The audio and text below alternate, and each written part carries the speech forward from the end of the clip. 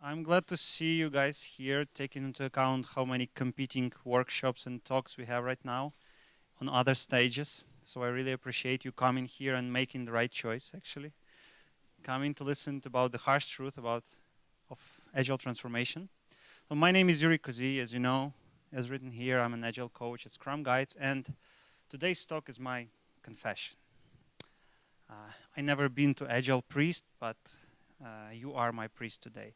So I'm here to confess about my failures as an Agile coach, participating in transformations here and there, be it like get a team to Scrum or transform large organization department by department.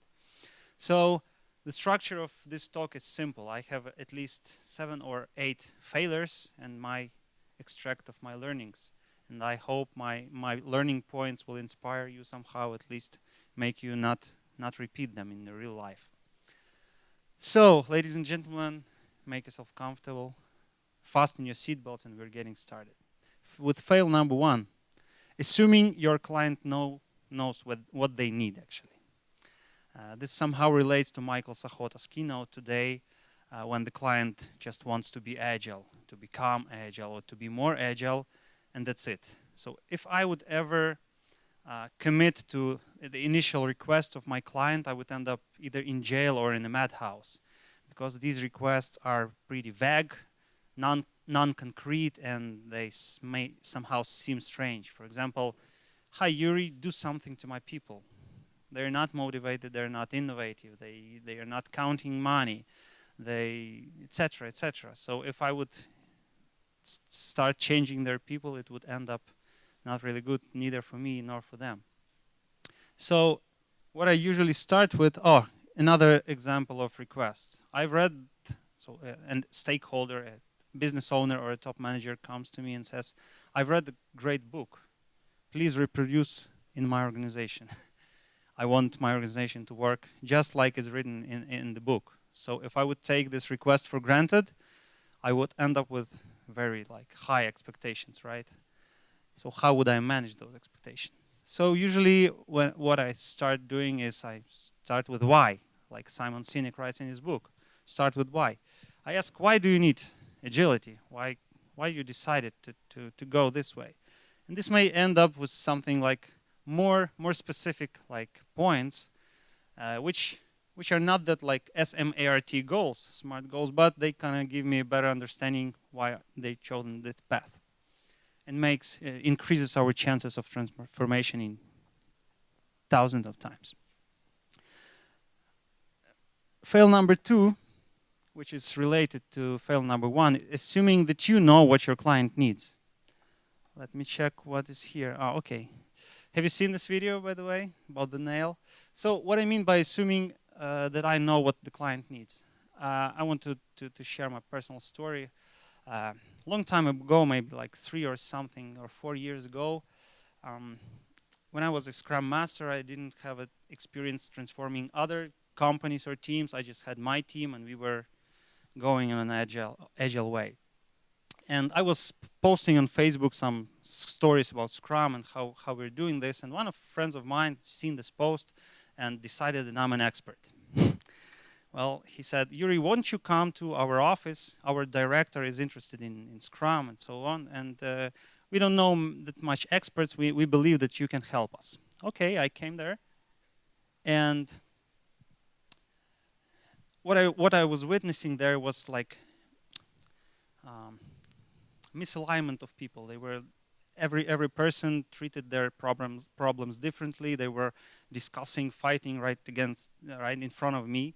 They could not come to a single conclusion together, and their boss was shouting at them and say, "Go on, tell him what your problem is." So after a small observation, I promised to get back to them in a couple of days with my sort of a plan, right? So to me, it was obvious that this big boss was transferring a bit toxic culture on them. He was very straightforward, very direct, and very authoritative. And usually we know that the problem is in the culture, and what is culture? It's transferred by the values of this top guy, right? So I thought that I know what the problem is, and I thought that I know what the client needs. So in the couple of days, I was meeting this big boss and presenting him the presentation of my observation. And one of the most major conclusion of mine was that you, Mr. Big Boss, have to change your leadership style. You can imagine that we spent next 30 minutes with him, like bravely explaining me how he built this company, that this is successful business, etc., and so on and so forth. And needless to say that I didn't get any contract with them, right? But I got some learning point. So first of all, even if you think that you know something, even if you see the nail here, the situation may be not about the nail, right? Even if you see that big boss is not behaving very constructively and it's not about the agile behavior, right? You cannot tell him this explicitly. You can coach him and make him understand which behaviors need correction, right? But if you tell any person, either boss or a team member, that you're doing it wrong, you will get strong resistance in return. Who have seen this video, by the way? Yeah, so briefly, the video is about a man and a woman having an intimate conversation when the woman is complaining that she has such achy feeling in my head, I cannot explain it, etc., etc. Well, for the man, it's pretty obvious. You have a nail in your head. If you pull it off, everything's going to be all right. So this is sort of a not correct behavior of an agile coach, right? Directly pointing to some discrepancies in the process or in the company, in the culture, in the behavior. It's not going to work, right? Fail number 3, misunderstanding the scale of transformation. So here and there, I usually help non-IT clients that might be like huge multinational companies, or these might be small companies. So with small companies, it's pretty straightforward, right? Are you guys gonna make Scrum in one team, or you are thinking about the whole organization? Yeah, we think that whole organization. Okay, a series of questions is following, right? But when you speak about huge organization with a structure like this one, you have to specifically understand by asking questions, of course, what guys you're ready to change, what you're trying to change, right? Are we speaking about this green department on the right, or you're speaking to the CEO and he's ready to change the whole organization, right? And this comes with another insight from you as a coach. Do you have the ability, do you have the capacity to do these huge organizations? At Scrum Guides, we are 3 people, 3 coaches. If we got requests from such a huge org, what would we start with, right? Maybe it's more fair with ourselves, sorry. Maybe it's more fair to declare that we are ready to start with small department. And speaking of one of the last contract that we finally got, was huge bank, and the CIO. Let's consider this guy to be a CIO with his IT department. He comes to us and explains his pain points, and his managers explain his pain points. And in the discussion, we understand that we cannot promise him that we can make them agile in a year or 2 or in some time frame, right? What we can promise, what we can commit to, is that we will start with the small 2 teams here and there that are more or less cross-functional and already, I wouldn't say work in Scrum, maybe work in iterative process. That would be more fair. So understand what you can do, what you cannot do, and do not promise what you cannot deliver, right? Next failure is advising your client on hiring, staffing, promotion, etc. decisions. So as you work with your client who are like top executives or business owners, you're building trustful relationships, and frequently, I would say often, these are the most trustful relationships they ever had in this company with any of the people, right? Because you're like non-judgmental, non-biased, and you can present them some alternative point of view. So in these trustful relationships, they might fall into a temptation to ask you, Yuriy, what do you think about my HR director? Gosh, I don't know this person. I'm seeing you like 3rd time in a lifetime, and I haven't seen your HR director. I don't know about your relationships, how he or she influences the company. Well, says the big boss, I have doubts that she can bring my company through this transformation and so on and so forth. Even if I would have some ideas what to suggest, I would never do this. However, if you speak about failures, once I did. The client, we were in the process of transformation, huge multinational company, and the director of the department is asking me about concrete person, whether he or she is eligible for promotion. I said, I don't know. Why do you ask me? Well, look, you've seen the transformation, you see how this person behaves, how she works with the team, how she builds a team, etc. I said, well, maybe, and it was my mistake actually, because by giving him a suggestion, I'm taking part of his responsibility for this decision, right? So it's useful to ask the coach something, and then if this promotion doesn't work out, he can always say, well, it was coach's suggestion, right? So what was the result of this promotion is that having gave him this suggestion, I didn't account for the organizational context that is not always clear to me. For example, I don't know how this promotion affects the rest of the team, right? Whether this person is eligible or not, it's not my decision. It's rather like team can provide better feedback, much more better feedback than me. Failure number 5 is here. It's a bit difficult for me to share all of this. I believe it's between me and you and the YouTube. Because it's everything is based on real life. So limited teaching, what I mean by limited teaching. Usually we start transformations at Scrum Guides, we start transformations with teaching people what Scrum is, what are the Agile philosophy, meaning, values, etc. And it sort of helps to get everyone aligned about Scrum, Kanban, or Agile, and to give them sort of a inspiration to start. Inspiration to start and not continue working with their previous process and previous behaviors.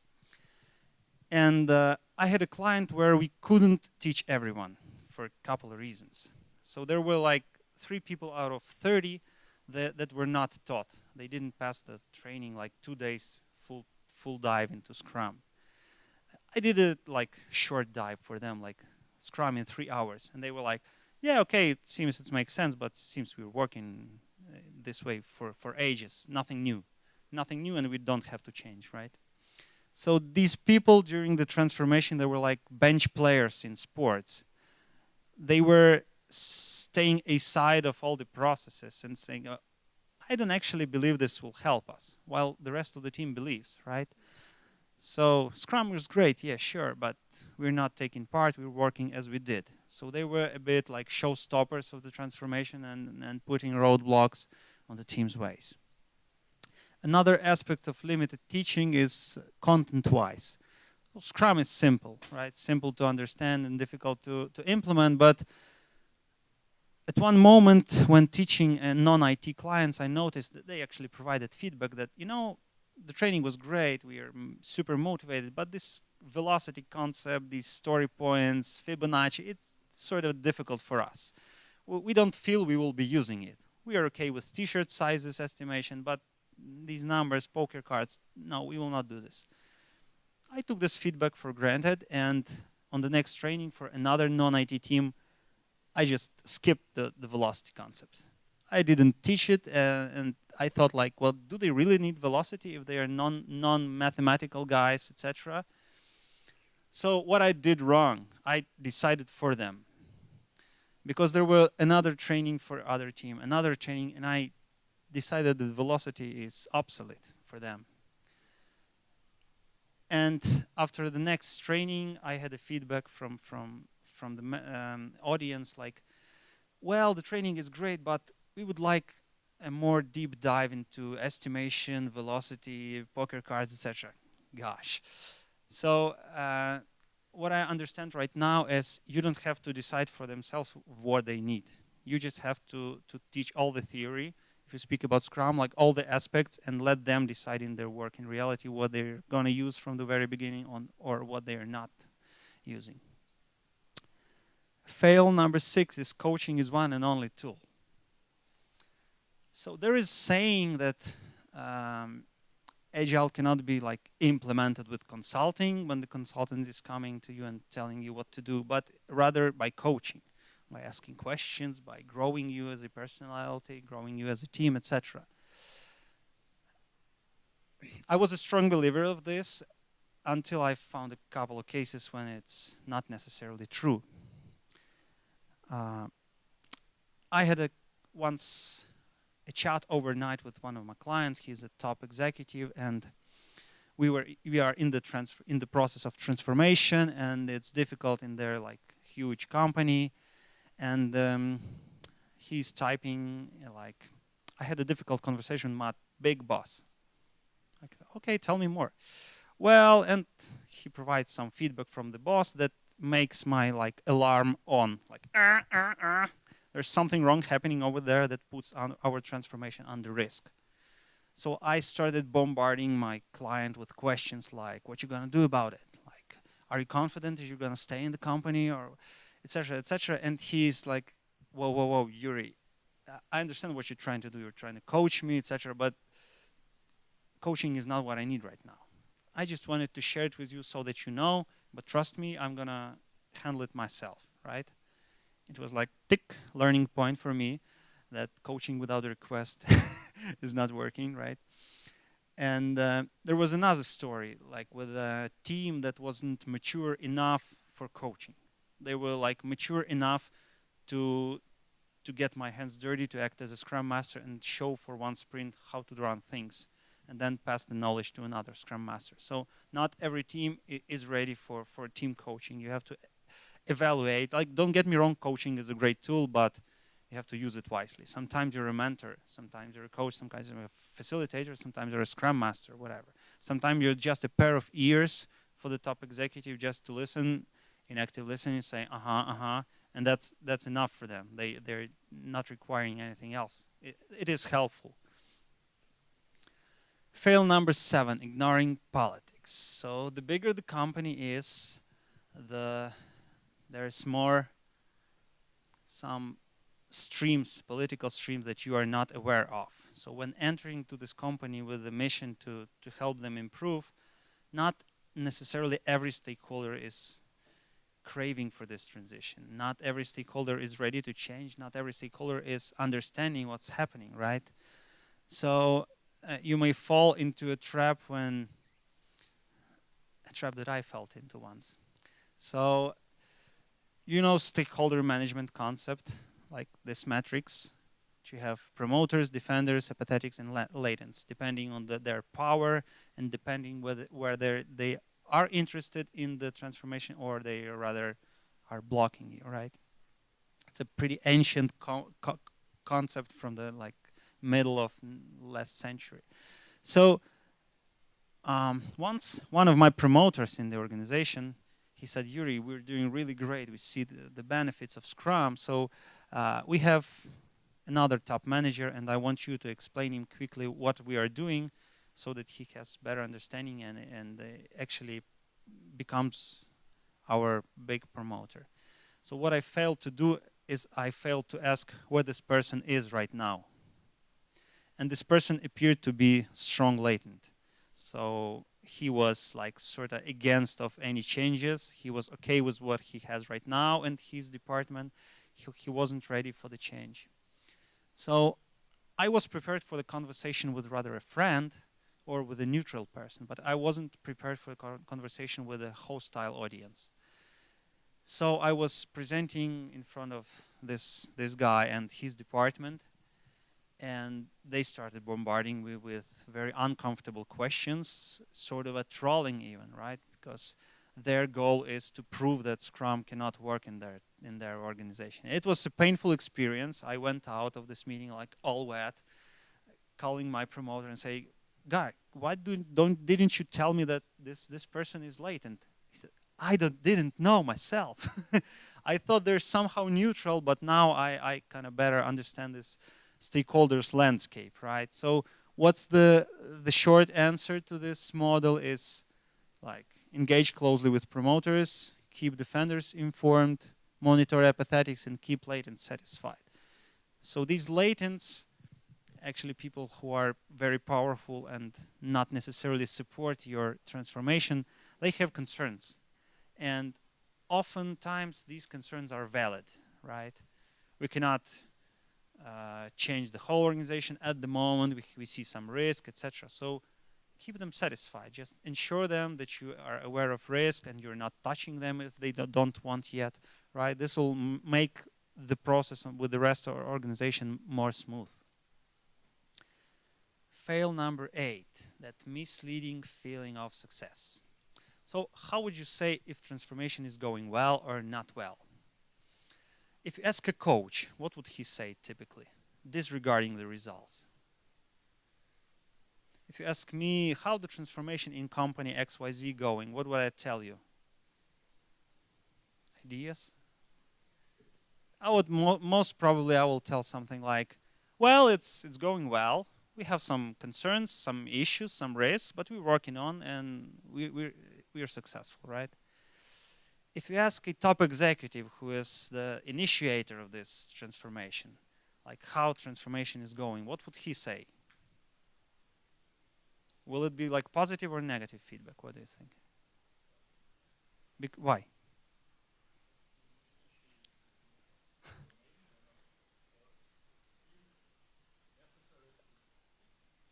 To feel it's successful and to showcase it to the rest of the organization that we're doing well, right? So my experience tell me that the most fair feedback that you will get is the feedback from the teams, right? But there are some moments as well. So there are skeptics and there are optimists. Let's start with optimists. Wow, we did our first demo, super. But this small victory might not necessarily be your last victory, and most likely you're only at the beginning. You learned some basic movements and you're far from real agile team yet. But of course you have to encourage their successes. But skeptics, to me, these are like the most useful people. These are the team members. You can easily recover in your memory any team member of yours who is skeptical about agility, about any changes, etc. And they also have some valid concerns, right? So I call these people like the voice of the team, because they usually sound the concerns that the rest of the team knows about it, but they are not willing to speak publicly about it because of different reasons, right? So to me, I usually try to pay attention, of course, to promoters, etc., and to encouraging people who are doing it more or less okay. But as with skeptics, these are like my most fulfilling conversation in terms of I see how the person starts with which intent to prove me Scrum is not going to work, and after like 10 or 15 minutes conversation, they feel that they're listened to. They feel that they can share, and I share their sense of I understand their pains. They have pains, and pains are pretty valid, and I have to work. For example, one of the feedbacks that I heard recently from one of the strong skeptics inside of the team was, well, I know what we're doing. I understand where we're going, said the skeptic person. But you know, when you, the coach, is here with us, our managers behave like great managers, right? They are listening. Our product owner is a pussy product owner, in a good term, I mean. And when you're not here, the moment you walk out of the door, they are pressing us. They are putting a pressure on us. They are telling us how many teams should we have in the result of this reorg. They're not listening to us. They're trying to close the task, for example, right? So you will never hear this from any other team member who are playing the best version of themselves and telling you what you want to hear, right? So these skeptics give me the feedback that I can early discuss with the managers, like what do they think about this case and how do they want to change their behaviors, right? So seems like it's the last fail out of 8, and as a conclusion, treat transformation as a journey.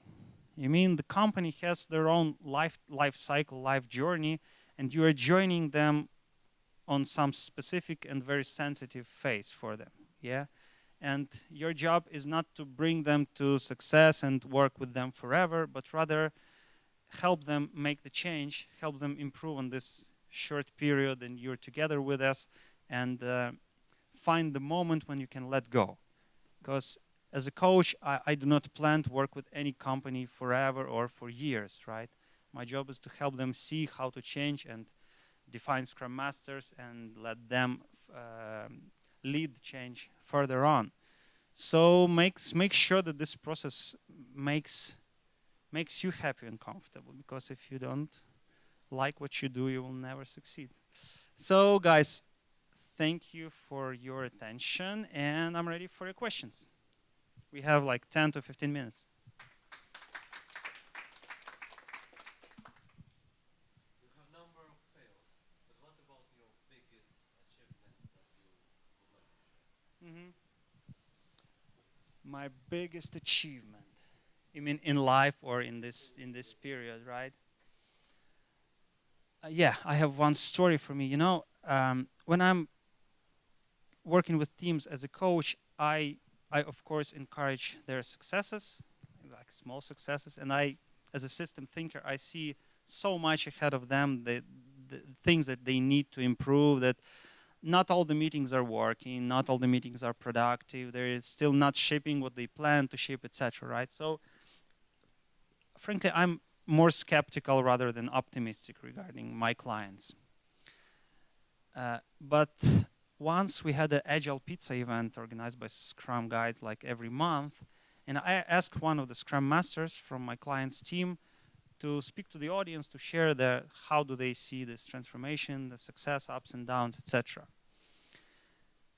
I was sitting in the audience and listening to her, and when she was describing this process, how it works right now and how it worked before I joined them, I started looking at it under a different angle, right? So when I'm looking at it, to me, I'm skeptical and not everything works. But when I see this personal change in the leaders of the organization, how they explain what changed, to me, this is the most, I would say, rewarding, because this includes not only the corporate change, but personal changes in leaders. This is, I would say, the key to success is when the leaders are ready to change. I had like successes I cannot share with you, like how their velocity improved or something. This is not what I actually focus. I focus on how leaders are impacting the organization through culture. There were like one funny story when a director of the department who initiated the transformation comes to me after the training and says, "Yuriy, we have to do this. There's no way for us to work using all waterfall methods. We have to teach the whole organization and walk with." I say, "Okay, but this will happen in a month. What you are going to do during this month? The new you." He said, "What I discovered about myself during the training is that I'm talking too much." I said, "What do you mean by talking too much?" He says, "I mean too much, like 90% talking and 10% listening to people." I said, "Interesting. Does this mean that 10% listening is just you are giving the task and said, 'You understood me, right?' And that's your 10%. He says, "Yeah, something like this. I talk really a lot and I do not make sure they understand me." And I said, "Okay, what you're going to change during this like 2 weeks?" He says, "I want to shift it from 90 to 10 to like 60% talking and 40 listening. This will be my personal challenge for this two weeks." And I came to their office in 2 weeks, and I see that we got all the managers and its director in the room, and we were asking questions like, "Why Agile? Why do you guys need it? What justification you will have in the future?" And the first question of the meeting was, "How are you guys during these 2 weeks, having this knowledge but not working yet with the teams?" And they started like sharing their experience, what they noticed. Maybe someone started like some practices, like daily stand-ups with the teams. And I noticed the director, and he was staying with 2 glasses of water and drinking. After the second glass was empty, his legs started shaking. So he was struggling with his desire to speak, but he remembered our like contract that he speaks less. And I said, "Okay, Mike, do you want to share something?" He says, "Yes, thank you for giving me this opportunity." First, when you asked how we were doing during these 2 weeks, I was like, I wanted to be first. I wanted to talk because so many observations about myself, about our teams, about the organizations. But then I remembered that I promised myself to speak less, and I started listening. And when I was listening to you guys, my managers, I noticed you're so smart. You know all the end. You just, why do I tell you what to do always? You're too smart for me to tell you. Now you're gonna tell me how would you solve this or that problem, and I will just listen, right? So seeing these kinds of transformations make me confident in some moment that I can let go. And it's not about the numbers, however they presenting numbers. Some teams feel that they started really increasing their performance twice, but this is not the goal, you know? Does it make sense? Okay, we have some more questions here. Yeah, Andrei.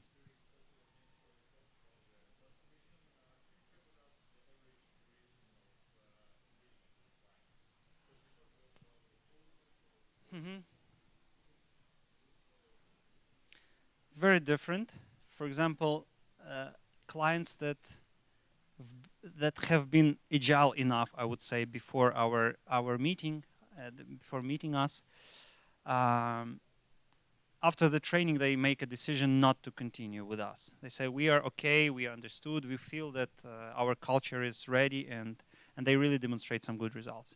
Others discover something about their behaviors, their organizational habits, something that they cannot cope with themselves, and they ask us for help. Uh, I would say the bigger the organizations, the longer the contract, but like small teams, like small companies up to 30 employees, it might be like a training and like some 7 coaching days. There were interesting client a couple days ago that I cannot even tell if we will cooperate together, because first meeting, first series of email and the first live meeting, and they're craving to hear how the transformation is running, how we do this, and I'm answering all these questions, and then they ask me, what can go wrong?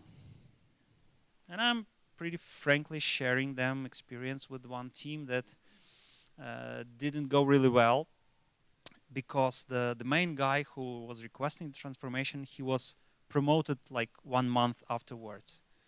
He was promoted, put into a different country in large organization, and that's it. And as I'm sharing this insight with them, they are like, I said, tell me more. They say, you know, there were 2 guys. In 1 month, we will not be here. We are laid off. I said, so who's the real initiator? Well, that's our boss. So we spend like 4 minutes coaching all the sides just to understand if they really need Agile, or this is just a hot topic for them, and they are laying off people because you're managers and we will be Agile, we won't need you. So such controversial things that I don't think we will ever work together.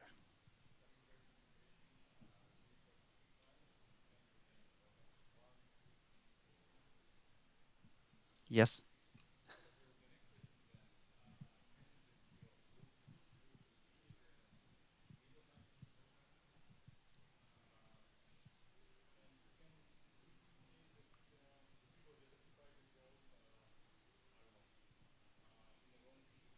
Mm-hmm.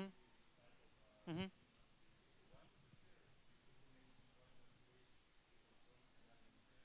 Mm-hmm.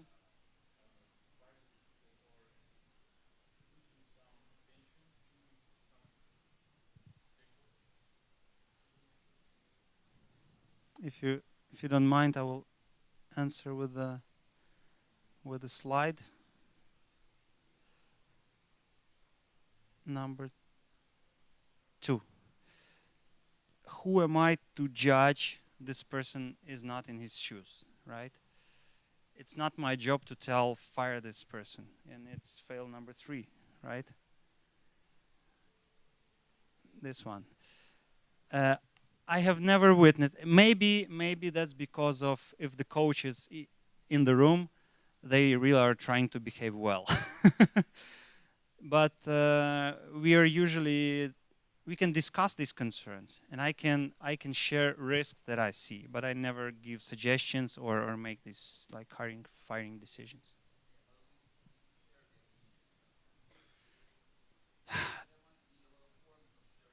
Mm-hmm, mm-hmm.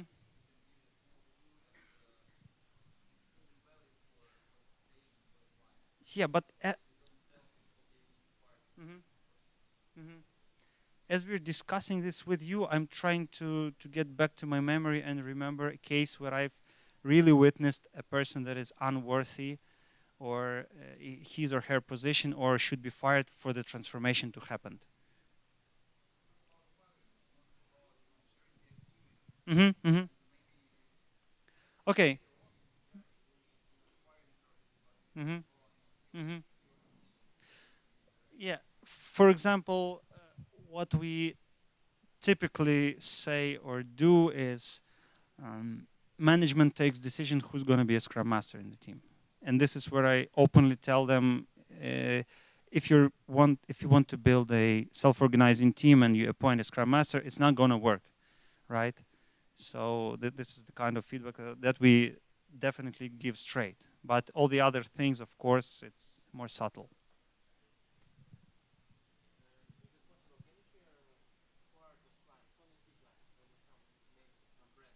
Some names or brands. You can go to Scrum Guides website and see some non-IT clients like a huge B2B retailer in Ukraine of Santechnica, how to tell it, right? Or a huge multinational cigarette maker, or a huge retailer, another retailer, no, marketing team. So all of them are on the Scrum Guides website. I cannot list them all, but to give you an idea of the domains. All right, we have time for at least one or two questions. If you don't have any questions, I'm here. I'm not escaping, so we will go back, go out and speak then. So thank you for your attention and your applause, please.